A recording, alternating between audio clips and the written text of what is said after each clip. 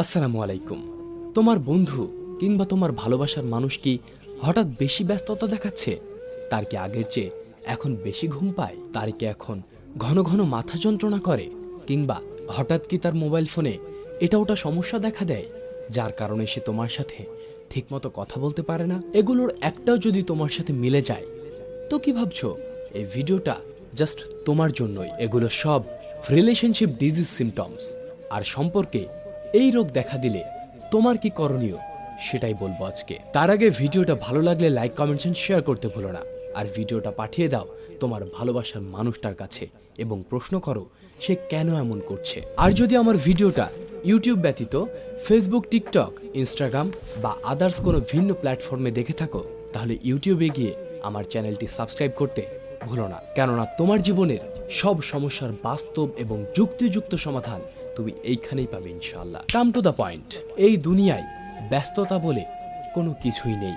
যে যাকে যত বেশি গুরুত্ব দেয় সে তাকে তত বেশি সময় দেয়। কেউই 24 ঘন্টা ব্যস্ত থাকে না। একটু হিসেব করে দেখো, যার প্রতি এখন তোমার অভিযোগ যে সে ব্যস্ত থাকে, তার সময় হয় না, তার ব্যস্ততা শেষ হয় না, সপ্তাহ মাস পেরিয়ে যায়, তবুও তার খোঁজ থাকে না। অথচ সেই মানুষটার সাথেই কিন্তু তুমি একটা সময় কথা বলতে বলতে ঘন্টার পর ঘন্টা দিন পেরিয়ে রাতকে ভোর বানিয়ে ফেলেছ।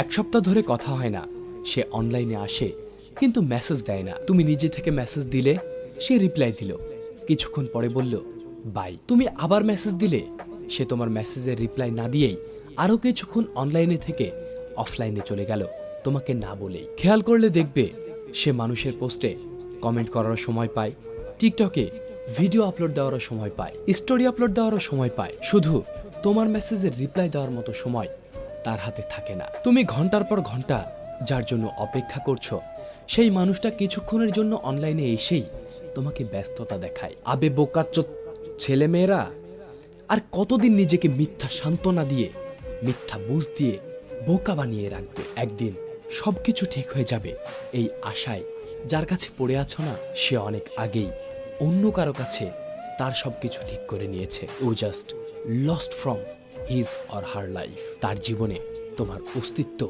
ফুরিয়ে এসেছে। আরেকটা কথা আমি সব সময় বলি, মনে রেখো, যে তোমাকে সময় দিত সে তোমাকে সময় দেওয়া বন্ধ করে দিয়েছে মানে এই নয় যে সে রাতে তাড়াতাড়ি ঘুমিয়ে যায়, ফেসবুক মেসেঞ্জারে এমনি এমনি অ্যাক্টিভ থাকে, কারো সাথে কথা বলে না। ইউ আর রং।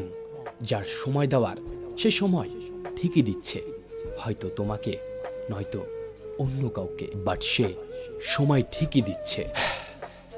কাপড় পরতে শেখার পরে যেমন উলঙ্গ থাকা যায় না, তেমনি প্রেম করতে শেখার পরে একা থাকা যায় না। কিংবা কারো সাথে কথা বলে অভ্যস্ত মানুষ কখনো কারো সাথে কথা না বলে থাকতে পারে না। নিজেকে মিথ্যা সান্ত্বনা দেওয়া বন্ধ করো। সে তোমার সাথে ছোটখাটো বিষয় নিয়ে রাগারাগি করে 1-2 মাস কথা বলে না, তার স্যাড স্ট্যাটাস দেখে তুমি ইমোশনাল হয়ে যাচ্ছ। গাধা, তুমি অনেক আগেই তার জীবনে অপশনাল হয়ে গিয়েছ। দুনিয়া কো চুতিয়া বানাও, पर खुद को नहीं।